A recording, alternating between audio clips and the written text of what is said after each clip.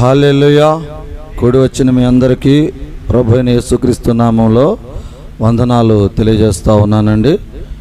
ఇప్పటివరకు చక్కగా పాటల ద్వారా దేవుడిని ఎంతో ప్రేమగా గణపరుచుకున్నాం. కొద్ది సమయము దేవుని వాక్యాన్ని ధ్యానం చేసుకుందాం. కీర్తన గ్రంథము 21వ అధ్యాయము 9వ వాక్యం నుండి నేను చదువుతున్నాను, మీరు గమనించండి. 462వ పేజీలో రాయబడింది. 9వ వాక్యం. నీవు ప్రత్యక్షమైనప్పుడు వారు అగ్నిగుండము వలె అగుదురు. తన కోపము వలన యెహోవా వారిని నిర్మూలన చేయును, అగ్ని వారిని దహించును. భూమి మీద నుండినకుండా వారి గర్భఫలమును నీవు నాశనము చేసేదవు. నరులలో నుండకుండా వారి సంతానమును నశింపజేచెదవు. వారు నీకు కీడు చేయవలనని ఉద్దేశించిరి, దురాపాయము పన్నిరి, కానీ దానిని కొనసాగింపలేకపోయిరి. హల్లెలూయా. ప్రార్థన చేసుకుందాం. మహాపరిశుద్ధుడైన మా తండ్రి, ప్రేమాస్వరూపుడైన యేసయ్యా, నీ పాదముల కొందనాలు తండ్రి. ఘనమైన నామానికి స్తోత్రాలు చెల్లిస్తున్నాను. ఇదిగో ఈ సమయంలో నాయన మీ బిడ్డలమైన మేమందరము అయ్యా నీ వాక్యాన్ని ధ్యానం చేయుచుండగా ప్రభువా, అయ్యా అల్పులము అవియోగ్యులమైన మేము నాయన ఈ కార్యక్రమంలో మేము ప్రార్థనలో కొనసాగుతున్నప్పుడు అయ్యా పరిశుద్ధుడవై పరిశుద్ధ ఆత్మ దేవుడవు మా మధ్యలోనికి వచ్చి నీవు మాతోనూ ఈ లోక ప్రజలతోనూ అనేక మందితోనూ నీ వాక్యమును నీవే ఉపదేశించమని, అల్పుడనైన నన్ను నా తండ్రి నీ బిడ్డగా వాడుకోమని దేవుని కుమారుడవు ఈ లోకానికి రక్షకుడు అయిన యేసు క్రీస్తు పరిశుద్ధమైన నామములో ప్రార్థన చేసి బ్రతిమలాడుచున్నాను నా తండ్రి. ఆమెన్. హల్లెలూయా. మంచిది. చదవబడిన వాక్యంలో మీకు 11వ వాక్యం ఒకటి చదువుతా. 9 నుంచి చదివాను, కానీ 11వ వాక్యం ఒకటి చదివి తర్వాత వివరిస్తా. వారు నీకు కీడు చేయవలనని ఉద్దేశించిరి, దురపాయము పన్నిరి, కానీ దానిని కొనసాగించలేకపోయిరి. హల్లెలూయా. ఎవరు ఈ లోకములో దేవునికి అంటే ప్రభు అయిన యేసుక్రీస్తు వారంటే ఇష్టము లేనటువంటి వారు, యేసుక్రీస్తుని తన దైవ సేవకుడుగా రక్షకుడుగా అంగీకరించలేనటువంటి కొందరు ఆయనకు అపాయము చేయటానికి పూనుకొని ఉన్నారు అని వాక్యం సెలవిస్తూ ఉంది. అయితే ఎవరైతే దేవుని యందు అవిశ్వాసము కలిగి యేసుక్రీస్తు వారి యందు అవిశ్వాసము కలిగి జీవిస్తున్నారో వారు దేవునికి వ్యతిరేకమైనటువంటి కార్యాలు చేసి ఆయనను ఇబ్బంది పెట్టాలని, ఆయనను బాధ పెట్టాలని ప్రయత్నిస్తున్నట్లుగా వాక్యం చదువుతూ ఉన్నాం ఇక్కడ. అదే కదా అంటున్నాడు, వారు నీకు కీడు చేయవలనని ఉద్దేశించిరి. కీడు చేయటం అంటే ఏంది? నష్టం చేయటం, అంతే కదండి. ఏదైనా కానీ ఇబ్బంది చేయటం అంటే మీరు గమనించినట్లయితే దేవుని బిడ్డలుగా దేవుని ప్రార్థన చేసుకునేటటువంటి వాళ్ళని ఇబ్బంది పెట్టేటటువంటి మనస్తత్వం కావచ్చు, లేకపోతే వాళ్ళకు సంబంధించినటువంటి ఏదైనా వస్తువులను కాజేయాలనో, వాళ్ళకున్నటువంటి ఆస్తులను అపహరించాలనో, దౌర్జన్యంగా వాళ్ళని ఏదైనా చేయాలనో, రకరకాలు అయినటువంటి పరిస్థితులను ఈ లోకంలో ఉన్నటువంటి ప్రజలు వారి మీద తిరగబడటానికి ప్రయత్నం చేస్తూ ఉంటారు.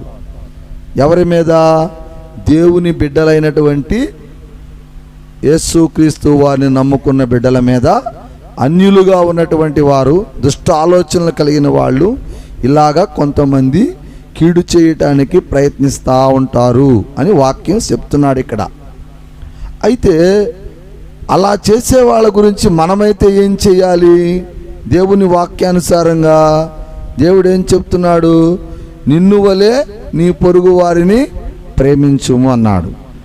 అయితే మనమేమి నేర్చుకుంటున్నాం దేవుని సన్నిధిలో ఉండి? మన గురించి ఎవరు ఎలాగా ప్రవర్తిస్తున్నప్పటికీ అంటే చెడ్డగా, దూషణగా, అపవిత్రతగా, చెడుగా ప్రవర్తిస్తున్నప్పటికీ మన గురించి మనమైతే వారిని గురించి మంచిగానే ప్రార్థన చేయాలి దేవుని వద్ద అని దేవుని వాక్యం చెప్తా ఉంది.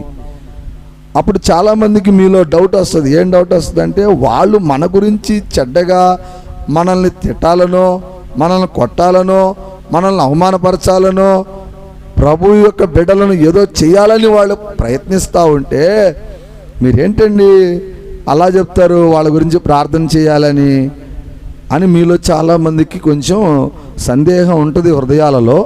దానికి ఈరోజు ఈ వాక్యాన్ని దేవుడు చక్కగా చెప్తున్నాడు.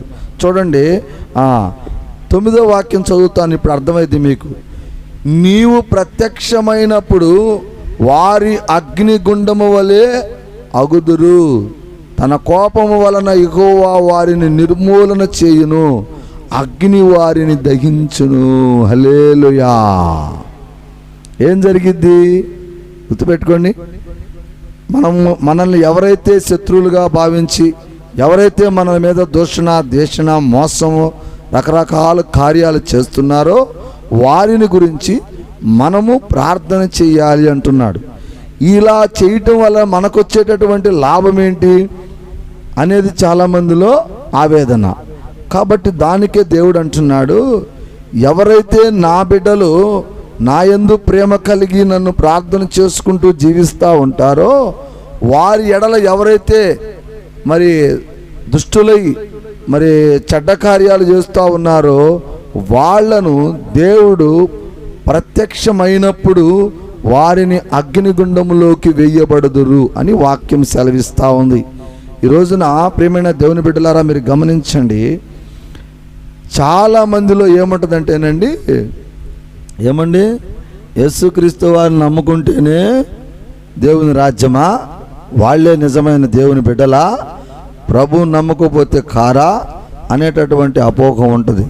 కొంతమందిలో ఇంకేముంటుందంటే, దేవుని బిడ్డలైనటువంటి వీళ్ళల్లో కూడా చాలామంది తేడాలు ఉంటారు, రకరకాల మనస్తత్వాలు ఉన్నారు. మరి వాళ్ళని దేవుడు క్షమించినప్పుడు మనల్ని కూడా క్షమిస్తాడు అనేటటువంటి ఆలోచన కూడా కొంతమందిలో ఇక్కడ నడుస్తూ ఉంది. కాబట్టి ఇక్కడ దేవుని వాక్యం ఏం సెలవిస్తూ ఉందంటే, నా బిడ్డలైనటువంటి వారిని ఎవరు కీడు చేసినా నేను వారిని ఊరుకోను అన్నాడు. ప్రేమైన దేవుని బిడ్డలారా, మీరు గమనించాలా, ఇక్కడ దేవుని బిడ్డలు ఎవరు అంటే, దేవుని యందు విశ్వాసము కలిగి చెడ్డ కార్యములు చేయకుండా దేవుని వాక్యానుసారముగా నీతి మార్గములలో జీవించువారే ఇక్కడ దేవుని బిడ్డలుగా దేవుడు అంగీకరిస్తాడు. ఇక మిగతా వాళ్ళని దేవుడు అంగీకరించడు. వాళ్ళు ఏం కార్యక్రమాలు చేస్తుంటారంటే ఇది కూడా మనం అనుకున్నాయే చేస్తూ ఉంటారు ఈ లోకంలో ఉన్నవాళ్ళు. దానికి కూడా వాక్యం ఉంది, దానికి కూడా వాక్యం ఉంది. ఆ వాక్యం ద్వారా మనము జాగ్రత్తగా పరిశీలిద్దాం. ఏమిటంటే అది నిర్గమాకాండాన్ని ఒకసారి మనం చూపిద్దాం. ఎవరైతే ఆ దేవుని ఉగ్రతకు శాపానికి గురవుతారు అనేటటువంటి విషయాలను ఇక్కడ దేవుడు మనతో మాట్లాడబోతా ఉన్నాడు. చూడండి, ఆ నిర్గమాకాండము 20వ అధ్యాయములో నుండి మనం చదువుతున్నాను. 12వ వాక్యంలో నుంచి రాయబడిన మాటలు చదువుతున్నాను. చూడండి, నీ దేవుడైన యెహోవా నీకు అనుగ్రహించిన దేశములలో నీవు దీర్ఘాయుష్మగునట్లు నీ తండ్రిని నీ తల్లిని సన్మానింపము. మొట్టమొదటిగా దేవుని ఆజ్ఞలు ఇక్కడ జారీ అవుతా ఉన్నాయి. ఏమిటంటే, దేవుని బిడ్డలుగా ఎంచబడిన వాళ్ళు ఎలా జీవించాలి, లేకుండా దేవుని బిడ్డలుగా లేనటువంటి వాళ్ళు ఏమి చేయకూడదు అనేటటువంటి విషయాలను దేవుడు ఇక్కడ చెప్తున్నాడు. వాళ్ళనే దేవుడు తన బిడ్డలుగా అంగీకరిస్తాడు అనే విషయాలను ఇక్కడ చెప్తా ఉన్నాడు. చూడండి ప్రియమైన దేవుని బిడ్డలారా, 13వ వాక్యం చూసినట్లయితే అక్కడ రాయబడిన మాటలు, నరహత్య చేయకూడదు, వ్యభిచరించకూడదు, దొంగిలికూడదు, నీ పొరుగువాని మీద అబద్ధ సాక్ష్యము పలకకూడదు, నీ పొరుగువాని ఇల్లు ఆశింపకూడదు, నీ పొరుగువాని భార్యనైనను అతని దాస్యనైనను అతని ఎద్దునైనను అతని గాడిదనైనను నీ పొరుగువానిదగు దేనినైనను ఆశింపకూడదు అని చెప్పాను. హల్లెలూయా. ఇప్పుడు మనం చదవబడిన వాక్యాలు మీరు విన్నారు కదండి. దేవుడు తన బిడ్డలుగా ఎవరిని ఎంచుతాడంటే, ఇప్పుడు మనం చదివిన ఈ వాక్యాలన్నిటినీ కూడా ఎవరైతే చేయకుండా ఉంటారో, ఎవరైతే తన జీవితంలో అవలంబిస్తారో వాళ్ళందరూ కూడా దేవుని బిడ్డలవుతారు. మనం చెప్పిన మాటలన్నీ ఈ లోకంలో ఎవరు చేసినా సరే వాళ్ళు దేవుని బిడ్డలు అవరన్నమాట. మరి నరహత్యలు చేసేవాళ్ళు, దొంగతనాలు చేసేవాళ్ళు, పొరుగువారి ఆస్తులను అపహరించేవాళ్ళు, మరి వాళ్ళని తిట్టేవాళ్ళు, ఒకళ్ళని మోసం చేసేవాళ్ళు, వీళ్ళందరూ కూడా దేవుని రాజ్యాన్ని ఎలా స్వతంత్రించుకుంటారండి? స్వతంత్రించుకోరు. కాబట్టి దేవుడు వీళ్ళను గురించి మనం ఏం చేయాలంటే, మన గురించి వాళ్ళు ఏం చేస్తున్నారనేది పక్కన పెట్టి వాళ్ళందరి గురించి మనం ప్రార్థన చేయాలని దేవుడు చెప్తున్నాడు. అప్పుడు ఏం జరిగిద్ది అని అంటే, వాళ్ళని గురించి మనం ప్రార్థన చేస్తే మనకేంటి మేలు అని అంటే, మనం ఏం చేయక్కర్లేదు. గుర్తుపెట్టుకోండి ప్రియమైన దేవుని బిడ్డలారా, ఒక వ్యక్తి తప్పు చేసినప్పుడు ఈ లోకంలో మన పిల్లవాడు తప్పు చేస్తే మనం దండించడం సహజమే, కాదంటలా. కానీ ఈ లోక ప్రజలు తప్పు చేస్తున్నారు, ఇరుగు పొరుగు వాళ్ళు తప్పు చేస్తున్నారు, వాళ్ళను శిక్షించే అధికారం మనకు లేదు. కానీ అన్యులైతే ఏం చేస్తారంటే, అన్యులనగా దేవుని యందు విశ్వాసం లేని వాళ్ళు ఏం చేస్తారు, ఒకళ్ళనొకళ్ళు కొట్టుకున్నా, ఒకళ్ళనొకళ్ళు హింసించుకుంటున్నా, ఒకళ్ళనొకళ్ళు ఇబ్బంది పెట్టుకుంటున్నా ఏం చేస్తారు, వెంటనే వాళ్ళు పోలీస్ స్టేషన్లకు వెళ్ళి కంప్లైంట్లు పెట్టుకొని, కేసులు పెట్టుకొని వాళ్ళు ఆ రకంగా తన జీవితాలని గడుపుతారు. అంతేనా? కానీ నిజమైన దేవుని బిడ్డలైతే ఏం చేయాలి? పోలీస్ స్టేషన్లకి వెళ్ళకూడదు. ఎందుకు వెళ్ళకూడదు? మనకు రక్షకుడు ఒక ఆయన ఉన్నాడు, మనకు తీర్పు తీర్చే ఆయన ఒక ఆయన ఉన్నాడు, మనకు న్యాయం చేసే ఆయన ఒక ఆయన ఉన్నాడు. ఆయనను మనం ప్రార్థన చేస్తే ఆయనే మనకు మేలు చేస్తాడు అనే నమ్మకము దేవుని బిడ్డలమైన మన దగ్గర ఉండాలి. మీరు అనుకోవచ్చు చాలామంది, ఏందయ్యా మేము ప్రార్థన చేస్తున్నాం, మేము అన్నీ చేస్తున్నాం, వారం వారం కానుకలు చేసుకుంటున్నాం, ఇప్పుడు 10 సంవత్సరాల మించి మేము మా పక్కింటోళ్ళది, మా ఎదురింటోళ్ళది, మా బంధువుల యొక్క పోరు పడలేక వాళ్ళు చేసే మోసాలు తట్టుకోలేకపోతున్నాం. కానీ నువ్వేంది ఎట్లా చెబుతున్నావు అంటే, దేవుడు చెప్తున్న మాటలు అవే. నీవు నిరీక్షణ కలిగి ఉండాలి. ఎలా ఉండాలా?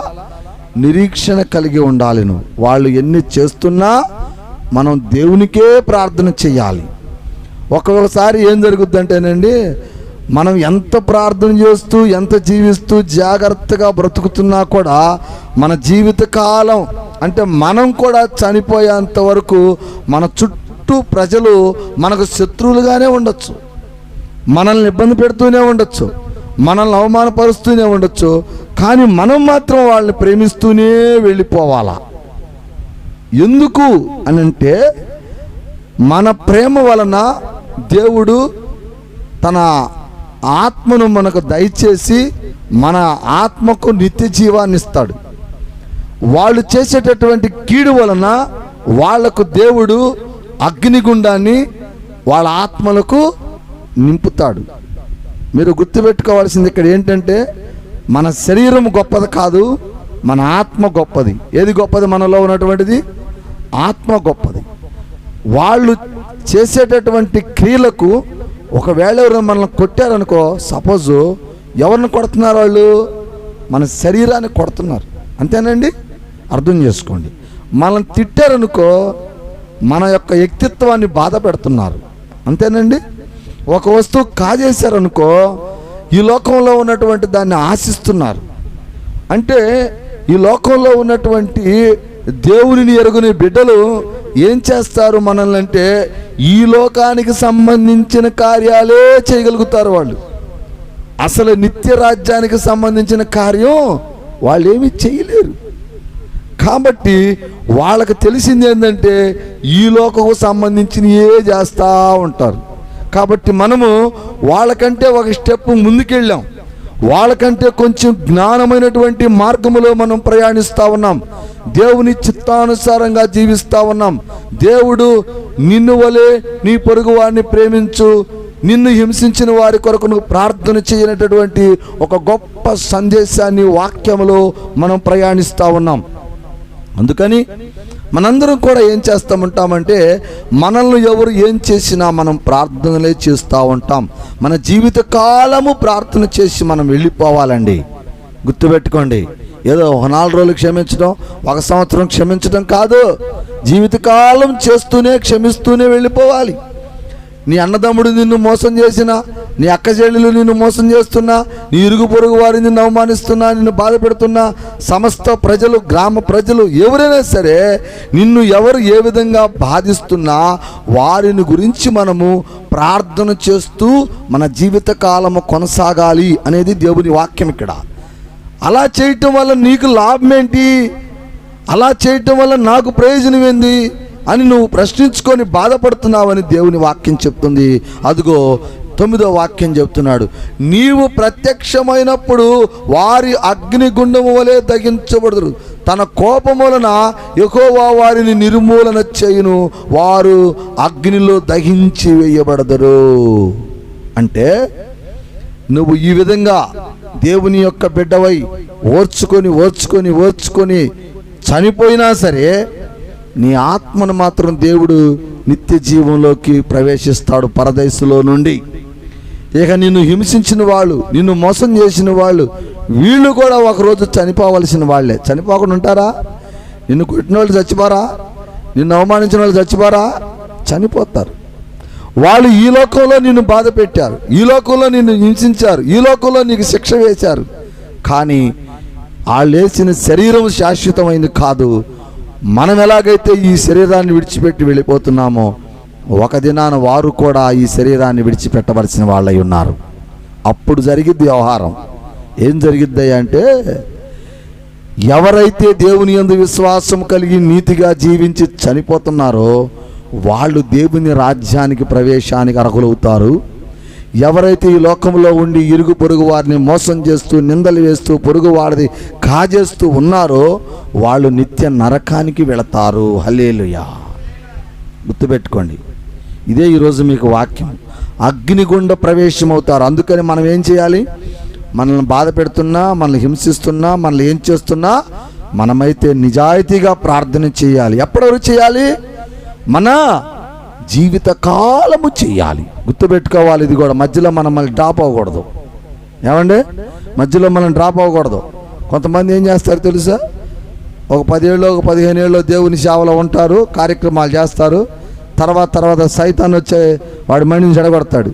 అరే నువ్వు ఈ రకంగా ఓర్చుకుంటున్నావు, ఈ రకంగా ప్రేమ చూపిస్తున్నావు వాళ్ళ మీద, కొంచెం అన్నా నీ మీద వాడికి జాలిందిరా, కొంచెం అన్నా జ్ఞానందిరా. ఏంద్రా వాడితో జాలి,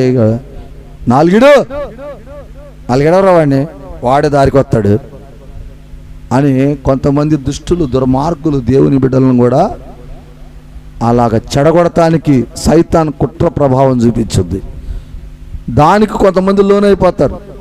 చాలా నిజాయితీగా ధర్మంగా ఉండేటటువంటి వాళ్ళు శత్రువులుగా మారిపోతారు. ఒక్కోసారి దేవుని బిడ్డలు కూడా దేవునిలోకి వచ్చి కూడా ఒక్కోసారి టపామని ఒక 10 సంవత్సరాల తర్వాత, 15 ఏళ్ళ తర్వాత మళ్ళీ పడిపోతారు కొంతమంది. గతంలో తాగుడు వ్యసనాలతో, రకరకాలైనటువంటి దొంగతనాలతో జీవించిన వాళ్ళు దేవుని నమ్ముకొని వచ్చినప్పుడు కూడా ఒక 10-15 ఏళ్ళు నడుస్తారు. నడిచినప్పుడు సైతాన్ పక్క నుండి మాట్లాడతాడు, అరే నువ్వు అట్టున్నప్పుడు ఎంత సంతోషంగా ఉన్నావురా, అసలు నువ్వు దేవుళ్ళకి వెళ్ళాక నీ బతికే మారిపోయిందిరా, అసలు ఈ బాధలేంది, ఈ కన్నీరేంది, కనీసం తినటానికి కూడా ఒక్కోసారి నీకు తిండి లేదురా అన్నంట స్థితిలో నువ్వు ఉన్నావు. కాబట్టి ఈ బతుకు నీకు అవసరమా? మానే, గతంలో ఎట్లా ఉన్నావు అటు వెళ్ళిపో, సంతోషంగా బతుకుతావు ఈ లోకంలో అంటాడు. గుర్తుపెట్టుకోండి ప్రియమైన దేవుని బిడ్డలారా, ఈ శరీరము శాశ్వతమైంది కాదు. కనుక మనం శరీర సుఖాల గురించి మనం ఆలోచించకూడదు. శరీరంలో ఉండగానే మన ఆత్మను గురించి మనం ఆలోచించిన వాళ్ళం అవుతున్నాం దేవుని వాక్యానుసారంగా. కాబట్టి దుష్టుడు వచ్చి మళ్ళీ మన ఆత్మలను దొంగిలించి నానా విధాలుగా వాడు భ్రష్టుడు మన మీద రకరకాలుగా ఇచ్చినప్పుడు కూడా మనం భయపడకుండా ఒకటే మాట అనాలా, ఇదిగో చావైతే లాభమే, ఉంటే క్రీస్తు కొరకే బ్రతుకుతా. హల్లెలూయా. ఏం తీర్మానం చేసుకుంటాం మనం? చనిపోతాను అనుకో, చనిపోనివా, ఏమవుతుంది?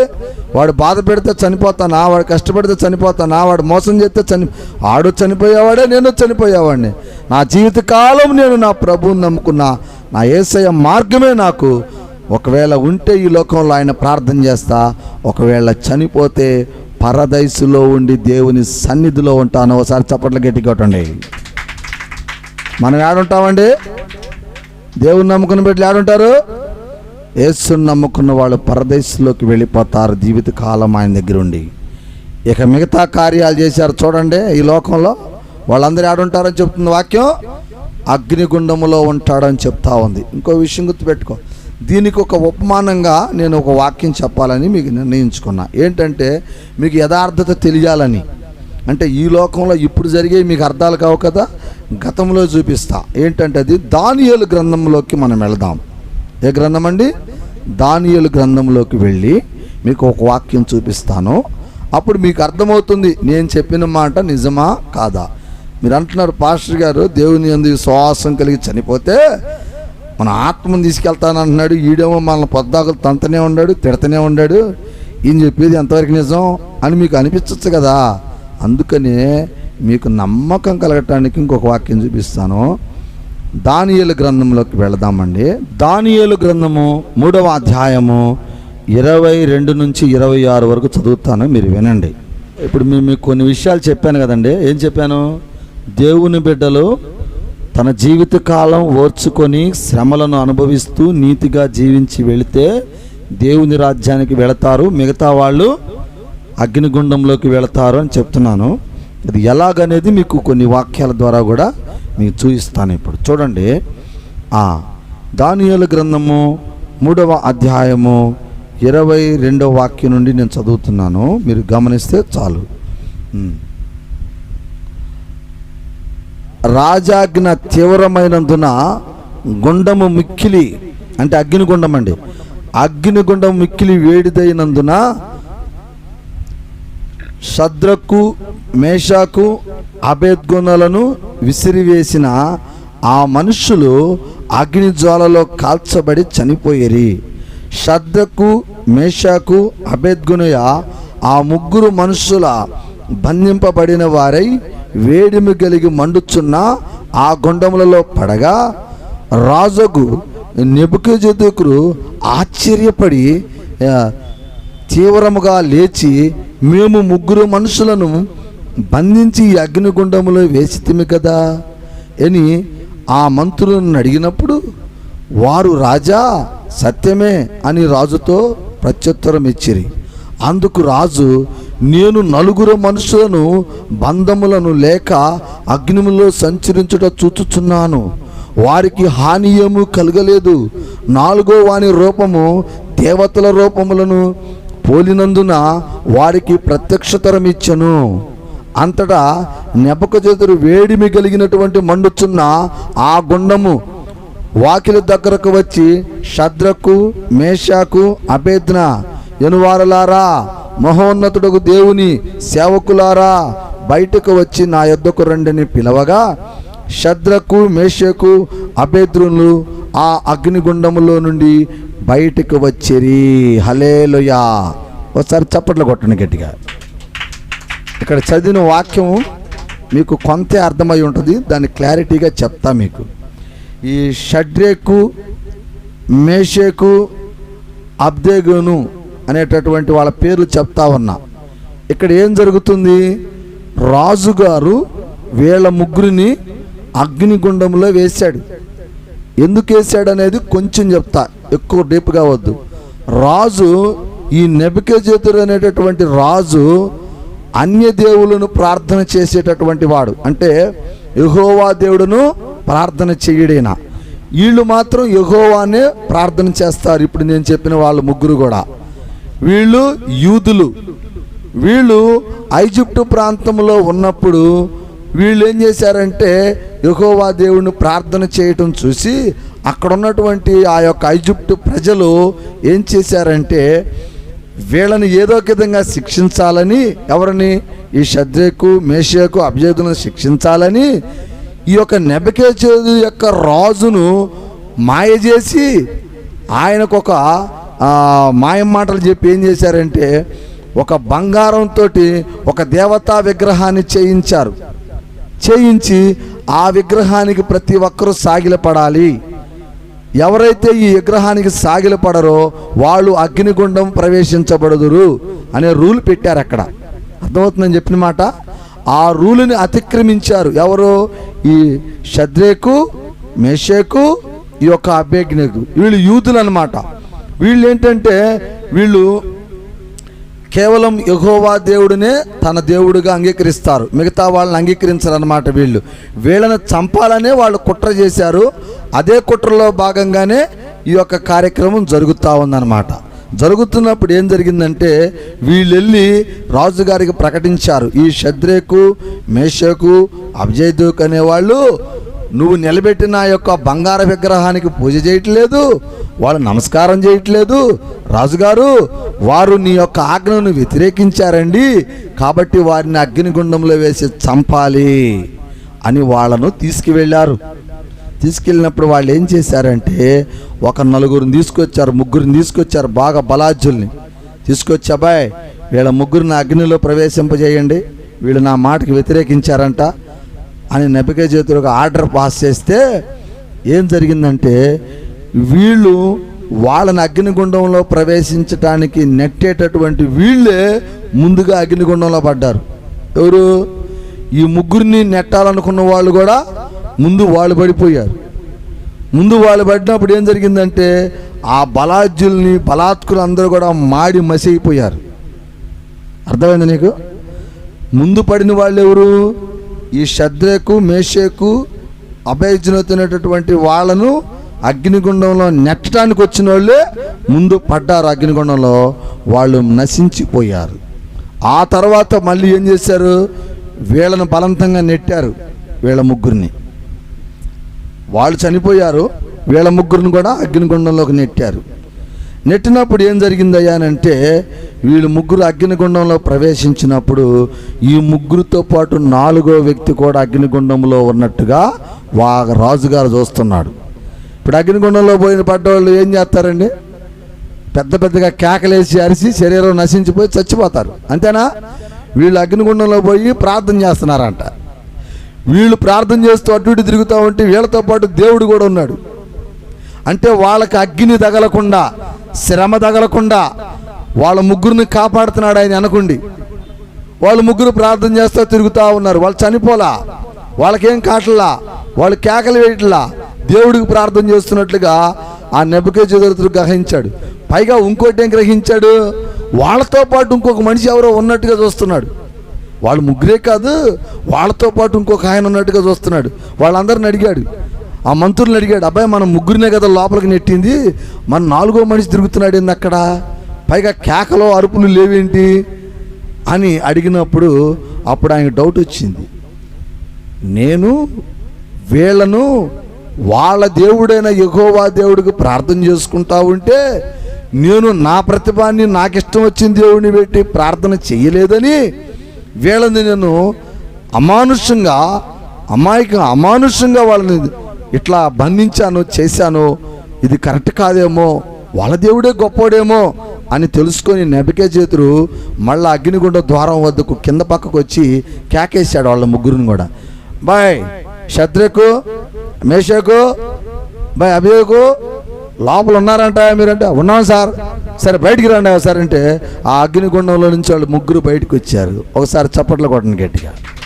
అర్థమైంది అసలు ఈ వాక్యం ఏం చెప్తున్నాను? మీకు అర్థం కావాలని ఇప్పుడు ఈ వాక్యాన్ని లోతుగా తీసుకెళ్తాను. ఇప్పుడు నేను మొట్టమొదటిగా చెప్పిన మాట మీకు అర్థం కాదు.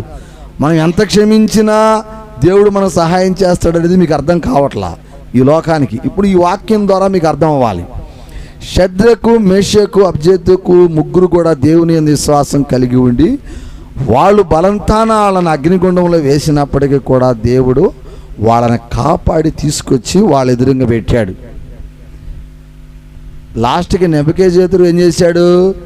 యెహోవా దేవుడే నా దేవుడని ఆయన కూడా అటువైపే మారిపోయాడు.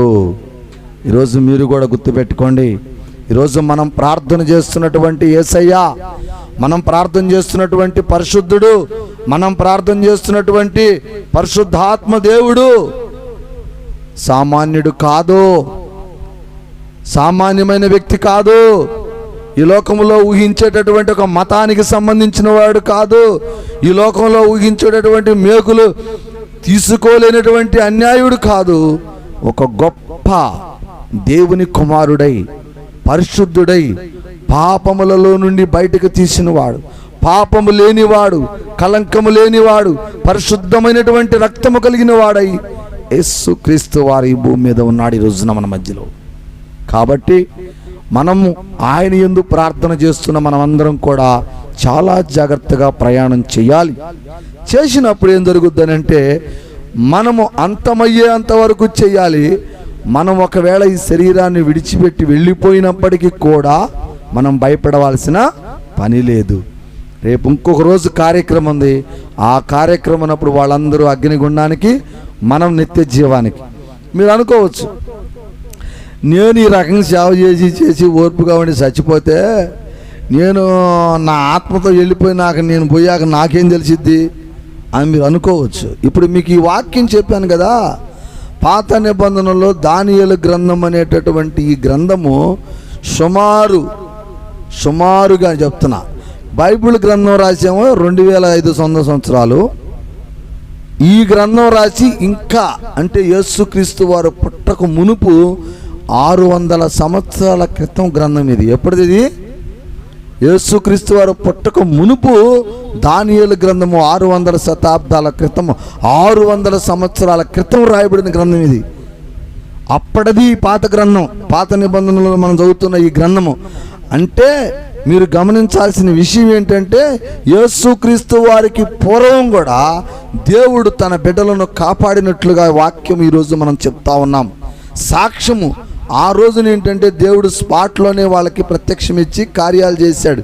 ఈరోజు మనకు కూడా చేస్తున్నాడు. ఎవరికి ఉంటాడంటే, నిజంగా ఆయన యొక్క వాక్యానుసారంగా కరెక్ట్గా ఆయనకి ఈక్వల్గా ఎవరైతే పనిచేస్తుంటారో వాళ్ళకు ఆయన తోడై ఉంటాడు. ఒకసారి చప్పట్లు కొట్టండి గట్టిగా. వాళ్ళకు కంపల్సరిగా ఉంటాడు ఆయన తోడై. వాళ్ళ మాటే శాసనముగా ఉంటుంది, వాళ్ళ ప్రార్థనే మనందరికీ మేలు గొలుపుతూ ఉంటుంది. వాళ్ళతో ఉన్నట్లు దేవుడు లెక్క. గమనించండి, మీరు ఒకసారికి వస్తారు మందిరంలోకి, కూర్చొని ప్రార్థన చేయించుకుంటారు. వెళ్ళబోయేటప్పుడు, పాస్టర్ గారు నాకు సేవ ప్రార్థన చేయండి, నా పరిస్థితి బాగాలేదు. సేవకుడు నీ యొక్క తలల మీద తన యొక్క పరిశుద్ధ గ్రంథాన్ని ఉంచి చేయి ఉంచి ప్రార్థించినప్పుడు ఫలము నీకు వచ్చింది, నీకు ఆ కార్యం జరిగింది అని అంటే అక్కడ పరిశుద్ధాత్మ ఉన్నట్టు లెక్కే, అక్కడ పరిశుద్ధుడు నివసిస్తున్నట్టు లెక్కే. ఆలోచన చేయండి మీరు. ఆనాడు కాలాల్లో ఉన్నాడు, ఈనాటి కాలాల్లో కూడా ఉన్నాడు.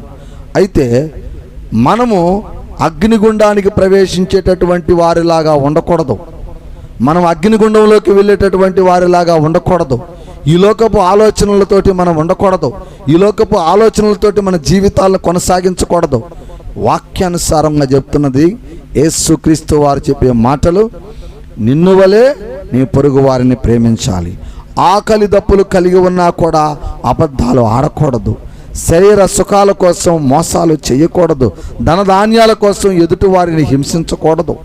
ఇందాక చెప్పాను దేవుని ఆజ్ఞలు, ద్వితీయోపదేశ నిర్గమాకాండం 20వ అధ్యాయంలో చదివా. ఈ ఆజ్ఞలన్నిటిని ఎవరు పాటిస్తారో వాళ్ళు దేవుని రాజ్యాన్ని స్వతంత్రించుకుంటారు. చూడండి, ఇంకొక వాక్యం చూపిస్తాను. దేవుని రాజ్యంలోకి వెళ్ళేటటువంటి వారి పరిస్థితి ఎలాగుంటుంది అనేది మత్తయి సువార్తలో చూపిస్తాను. మత్తయి సువార్త 13వ అధ్యాయము 40వ వాక్యము.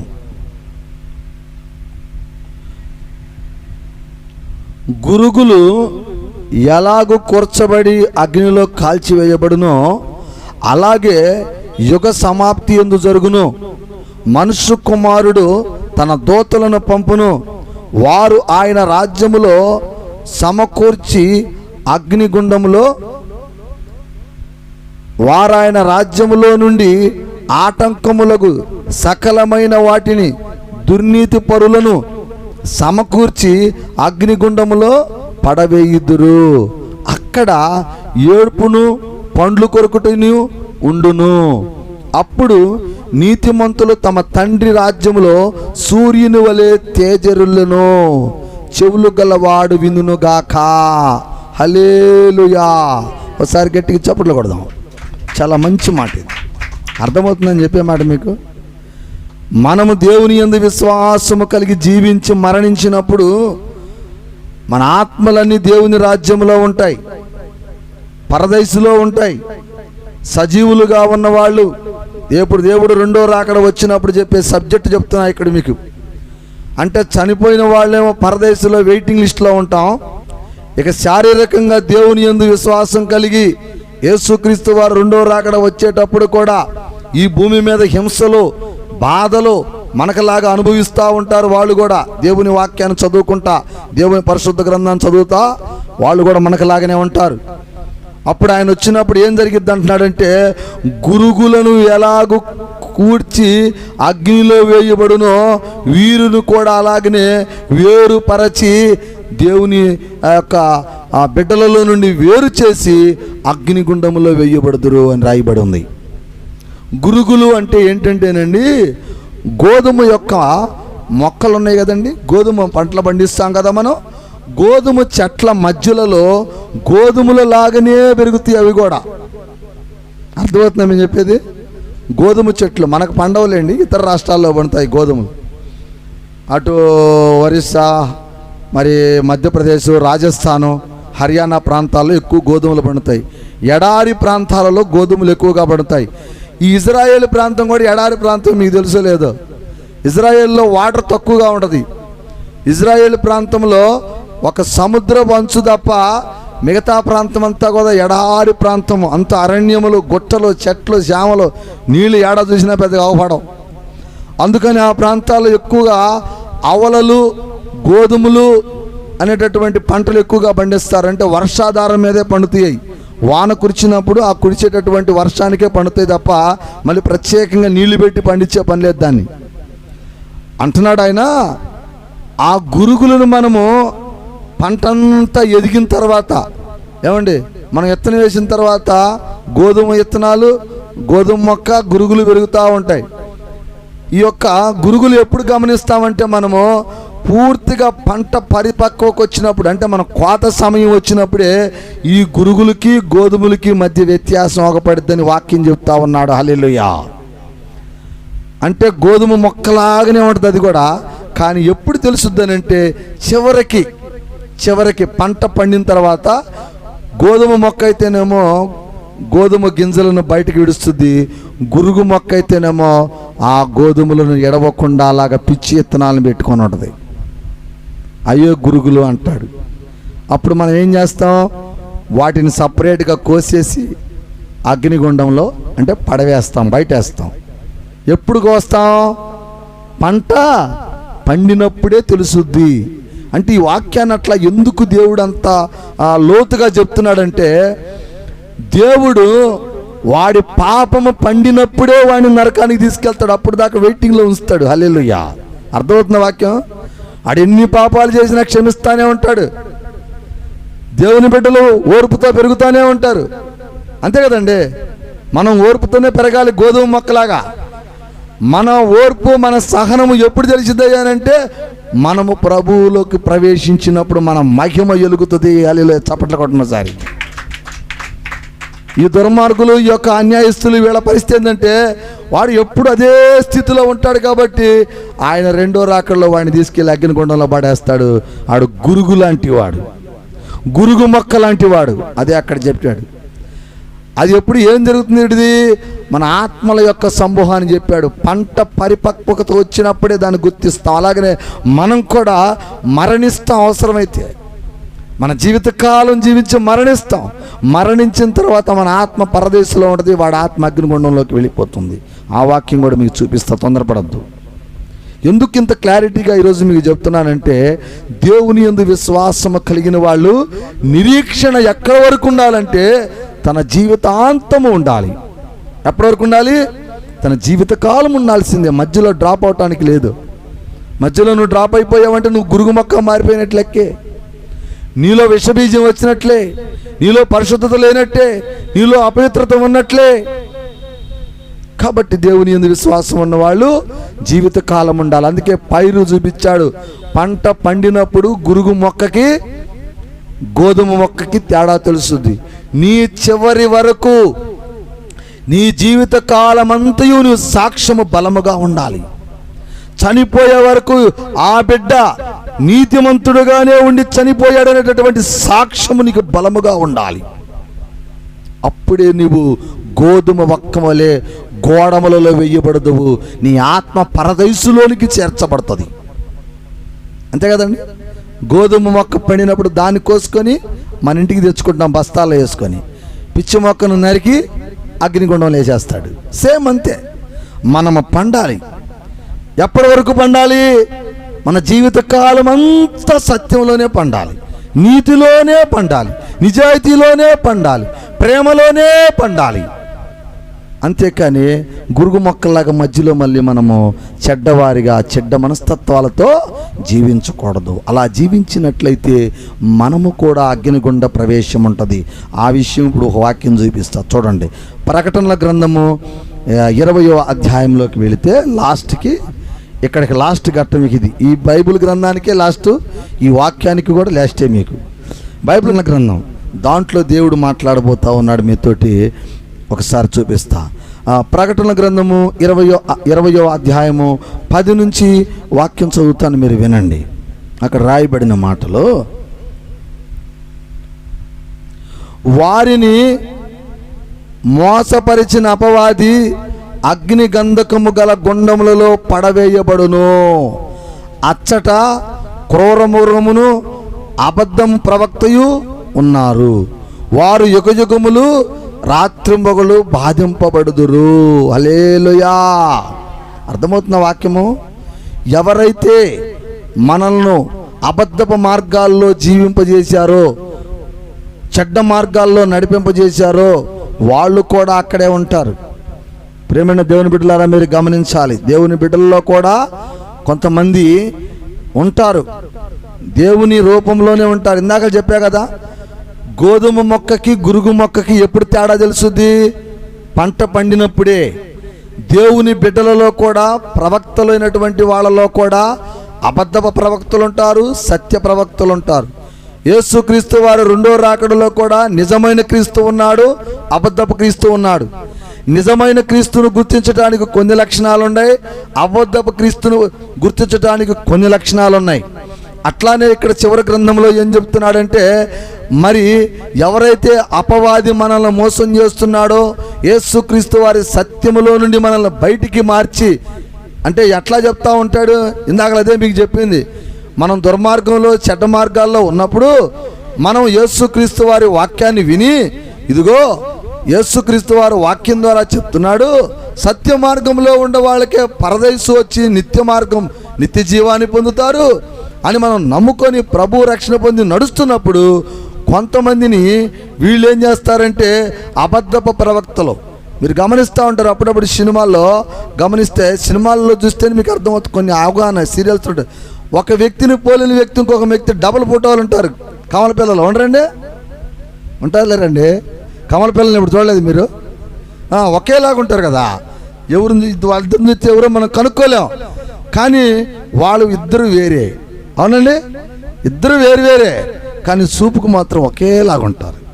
కంటి చూడటానికి మాత్రమే ఉంటారు, కానీ ఇతనిలో ఉన్న మనస్తత్వం వేరు, అతనిలో ఉన్న మనస్తత్వం వేరు. ఇతని ఆలోచనలు వేరు, అతని ఆలోచనలు వేరు. మరి మీరు ఇద్దరిలో ఎవరు వీళ్ళని కనిపెడతామంటే, మనుషులు అయితే మనం ఏం చేస్తాం? ఒకరికొక పేరు, ఒకరికొక పేరు పెట్టుకుంటాం, పేర్లను బట్టి గమనిస్తాం మనం.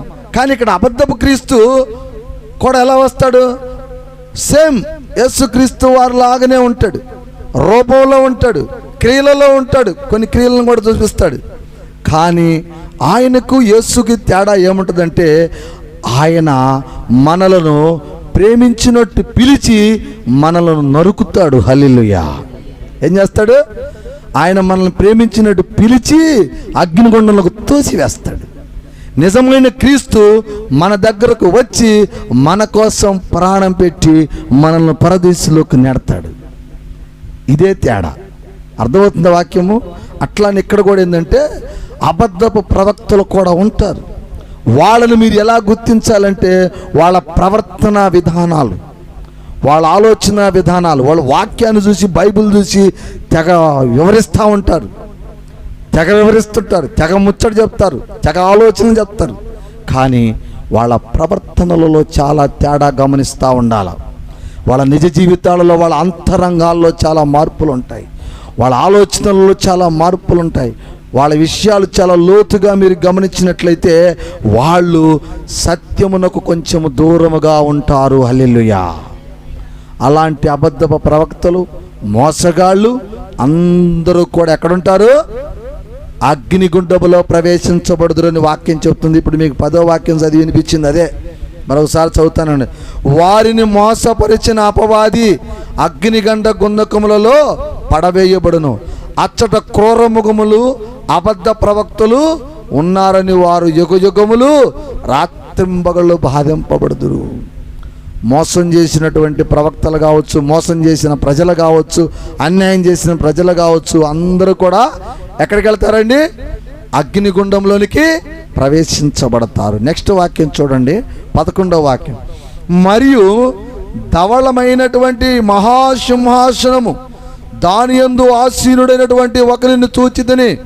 భూమి ఆకాశములు ఆయన సముఖము నుండి పారిపోయెను, వాటిని నిలువ చోట కనబడకపోయెను. మరియు గొప్పవారేమి కొద్దివారేమి మృతులైన వారందరూ ఆ సింహాసనం ఎదుట నిలబడి ఉండుట చూచితిని. అప్పుడు గ్రంథములు విప్పబడెను, మరియు జీవ గ్రంథమును వేరొక గ్రంథమును విప్పబడెను.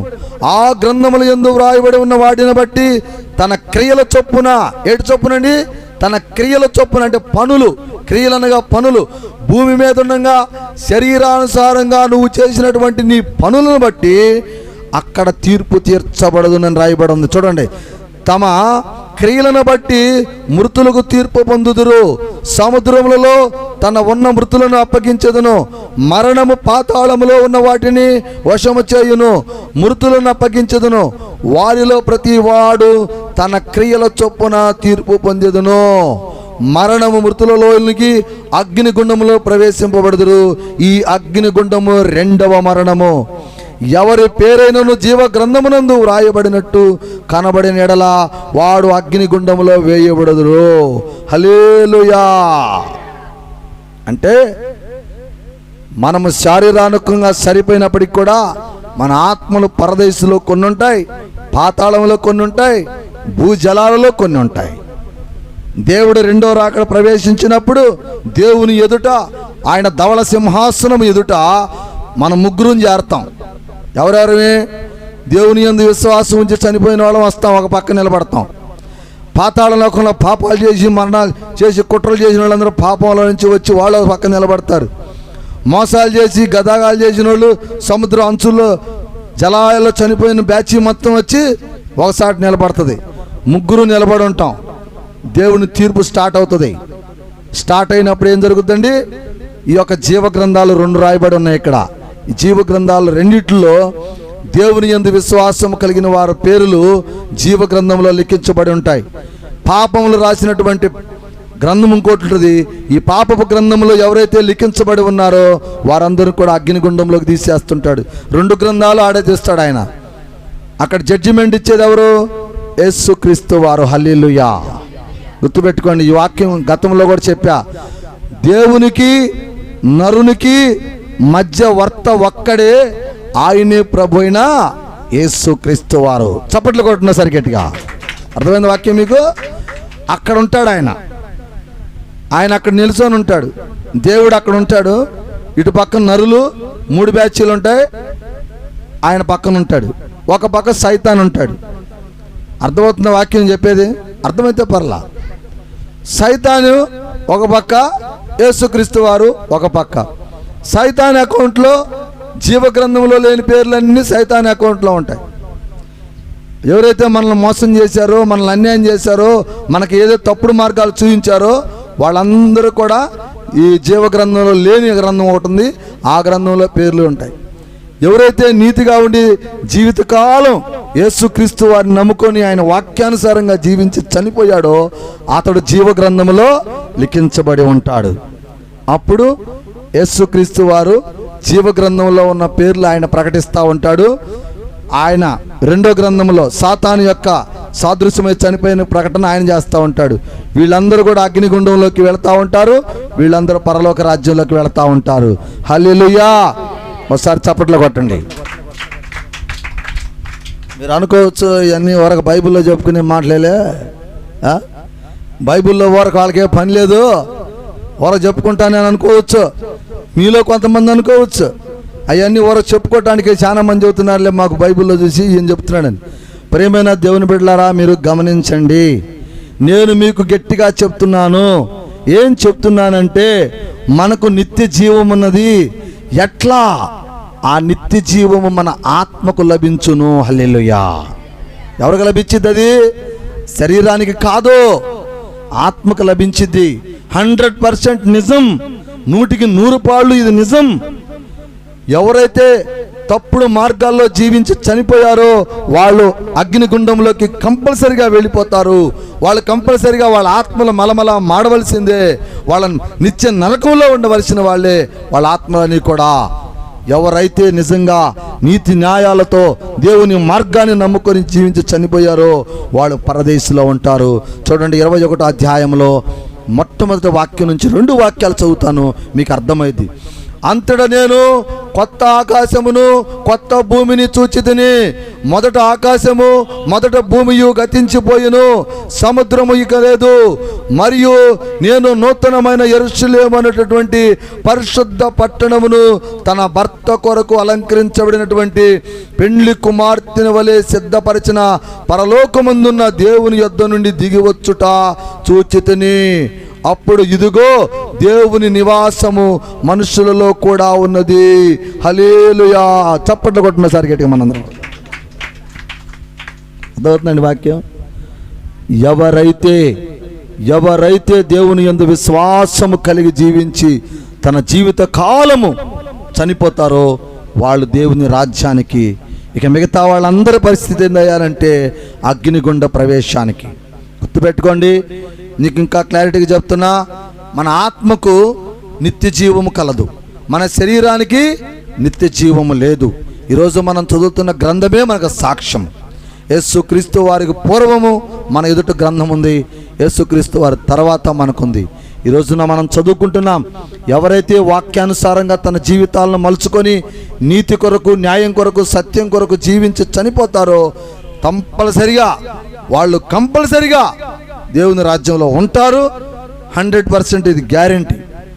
ఇక మిగతా వాళ్ళు మాత్రం ఉండరు. ఇది 100% గ్యారెంటీ. అది ఎప్పుడు జరుగుతుందంటే అది తర్వాత జరుగుతుంది. అది మనం చూస్తామంటే మన ఆత్మలు చూస్తాయి, మన భావి తరాల వాళ్ళు చూస్తారు. ఇప్పుడు గడిచిపోయినటువంటి దానియేలును మనం చూస్తున్నాం. ఈరోజు మనం చనిపోయిన మనలను మన భావితరాల వాళ్ళు చూస్తారు. మనందరం ఏకమై దేవుని రాజ్యములో, పరిశుద్ధుల రాజ్యములో, పరలోక రాజ్యములో మనందరము పరలోక సమూహాల మధ్యలో మనందరం జీవిస్తూ ఉంటాం. ఎవరైతే దేవుని యందు విశ్వాసం కలిగి సత్యంలో ఉండే వాళ్ళందరూ కూడా, మిగతా వాళ్ళందరూ కూడా అగ్నిగుండ ప్రవేశము జరుగుతుంది. పురుగు చావదు, అగ్ని ఆరదు. వాళ్ళు అక్కడ కూర్చొని ఏం చేస్తారో తెలుసా? బ్రతుకుండగా నేను ఎంతో సుఖించాను, నేను చాలా ఆస్తిపరుణ్ణి, నా శరీరం అంతా ఏసీల్లోనే ఉంది, నేను కాలు కింద పెట్టలేదు, ఎక్కితే కారు దిగితే కారు, ఎక్కితే గుర్రం దిగితే గుర్రం, నా శరీరం ఎంత సుఖించిందో ఇలా నా ఆత్మ అంతగా ఏడుస్తూ ఉంది. మలమల మాడని కన్నీటితో ఏడ్చుకుంటూ పొళ్ళు కొరుక్కుంటా ఉంటారు. ఆడ వాక్యం చెప్తుంది, నేను కాదు, చదువుకోండి. ఇక దేవుని యందు విశ్వాసం కలిగి ఆకలి దప్పులతోటి శ్రమలు అనుభవించి దేవుని నీతి మార్గాన్ని నమ్ముకొని తప్పుడు మార్గాల్లో జీవించకుండా ప్రేమే ప్రతి ఒక్కరిని ప్రేమిస్తూ, భార్య భర్తలు ప్రేమించుకుంటూ, అన్న తమ్ముళ్ళు ప్రేమించుకుంటూ, అక్క చెల్లెలు ప్రేమించుకుంటూ, ఒకళ్ళనొకళ్ళు ప్రేమించుకుంటూ జీవించి చనిపోయిన వాళ్ళందరూ కూడా ఇదే ప్రేమతోటి దేవుని రాజ్యములో నిత్యము తన యొక్క జీవన విధానాన్ని కొనసాగుతూ ఉంటారు. కాబట్టి మీరు గమనించాలా, మీరు అగ్నిగుండ ప్రవేశం కావాలా, దేవుని రాజ్య ప్రవేశం కావాలనేటటువంటి దాన్ని ఈ 2 వాక్యాల ద్వారా దేవుడు ఈరోజు మీతో మాట్లాడి ఉన్నాడు. కనుక మీ హృదయాలను చాలా జాగ్రత్తగా భద్రపరుచుకొని ప్రేమతోటి జీవించండి. నేను ఇండివిజువల్గా అంటే నా వ్యక్తిగతంగా కొన్ని మాటలు మాట్లాడుతున్నా. ఇప్పటివరకు బైబిల్ మాట్లాడాను, కొన్ని వ్యక్తిగతంగా మాట్లాడుతున్నా. ఏంటంటే ఇవి మీరు గుర్తుపెట్టుకోండి. మనం జీవించిన జీవిత కాలంలో మనం సాధించేది ఏమీ లేదు. నేను ఒకటి చెప్తున్నా, మీ వాళ్ళు, మీ బంధువులు, మీ అన్నదమ్ములు, మీ అక్క చెల్లెళ్ళు ఒకవేళ మీ మీద తెలియక ఏదైనా కోప్పడినా, మిమ్మల్ని ఏదైనా అవమానపరిచినా, మిమ్మల్ని మోసం చేసినా వాళ్ళని తిట్టమాకండి, వాళ్ళని అవమానపరచగాకండి, వాళ్ళని దూషించగాకండి. వాళ్ళతోటి మీ ప్రేమను ఎప్పుడు పంచుతూనే ఉండండి. నేను చెప్తున్నా, మీరు వాళ్ళకు ప్రేమనే పంచండి. ఆ ప్రేమ వలన వాళ్ళు కూడా ఒక దినాన నశించిపోకుండా మన రాజ్యంలోకి వస్తారు. ఎందుకనంటే మనము ప్రవేశించిన తర్వాత మన ఆత్మ, మన పరిశుద్ధాత్మ వాళ్ళలోకి ప్రవేశించి మన బంధువులతోటి, మన మిత్రులతోటి, మన గ్రామ ప్రజలతోటి అందరితో మాట్లాడతాడు. వాడు చనిపోయే వరకు మనం ఎన్ని అవమానం చేసినా మనల్ని ప్రేమించాడు. భర్త భార్య పట్ల ప్రేమ కలిగి ఉండాలా, భార్య భర్త పట్ల ప్రేమ కలిగి ఉండాలా, అన్నదమ్ములు ఒకరి పట్ల కూడా ప్రేమ కలిగే ఉండాలా. మోసం చేసిన తమ్ముడిని అన్న క్షమించాలా, అన్నని తమ్ముడు క్షమించాలా, భార్య భర్తను క్షమించాలా, భర్త భార్యను క్షమించాలా, కొడుకు బిడ్డను క్షమించుకోవాలా, తండ్రి బిడ్డను క్షమించుకోవాలా. ఏమండి, నేను చెప్పేది అబద్ధాలు కాదు. ఈ క్షమాపణలో నుండే నీకు దేవుని రాజ్యం రాబోతా ఉంది. ఈ ప్రేమలో నుండే నువ్వు దేవుని రాజ్యాన్ని స్వతంత్రించుకోగలుగుతావు. నీలో ప్రేమే ఉండాలి. ఎందుకంటే యేసయ్య సిలువలో ప్రాణము పెట్టే వరకు మన కోసం ప్రాణం పెట్టాడు. హల్లెలూయా. చెప్పబడిన ఈ వాక్యము దేవుడు దీవించును గాక. ప్రార్థన చేసుకుందాం. తలలు వంచండి. స్తోత్రం, స్తోత్రం, స్తోత్రం, స్తోత్రం, స్తోత్రం. పరిశుద్ధుడా, ప్రేమామయుడా, కరుణామయుడా, దయామయుడా, అబ్బా తండ్రి యేసయ్యా, నీ పాదములకు వందనాలు తండ్రి. ఘనమైన నామానికి స్తోత్రాలు నాయనా. అయ్యా అయ్యా, నీ బిడ్డలు నాయన పరిశుద్ధ దినం రోజు ఆదివారం నాయన అయ్యా గుర్తుంచుకున్నారు ప్రభువా. నువ్వు పరిశుద్ధుడివై మా కొరకు అయ్యా మరణములో నుండి జన్మించినటువంటి రోజు, మా కొరకు ప్రాణము పెట్టి తిరిగి లేచిన రోజు ఈ పరిశుద్ధ దినము ఆదివారము. అయ్యా, నీ ఆదివారాన్ని నీ బిడ్డలు జ్ఞాపకించుకున్నారు. నీ సన్నిధికి వచ్చారు, నీ సన్నిధిలో కూర్చొని కన్నీటితో ప్రార్థిస్తున్నారు.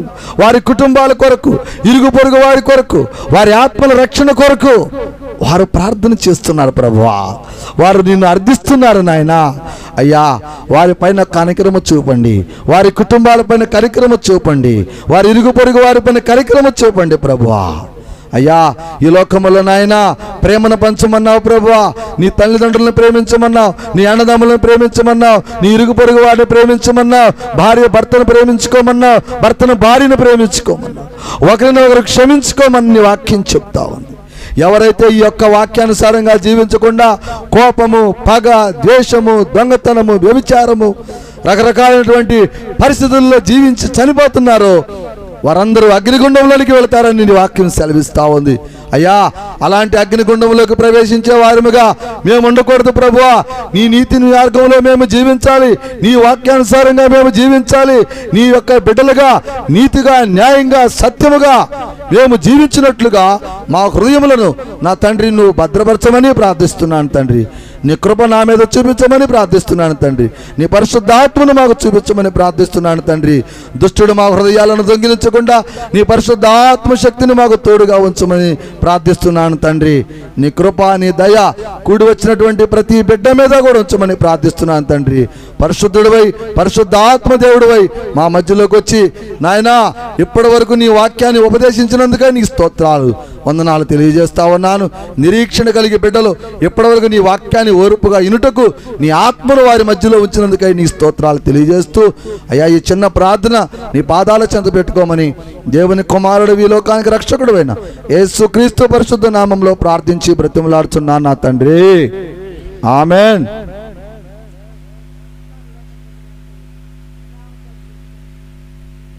ప్రార్థన చేయండి, పరలోక ప్రార్థన చేయండి.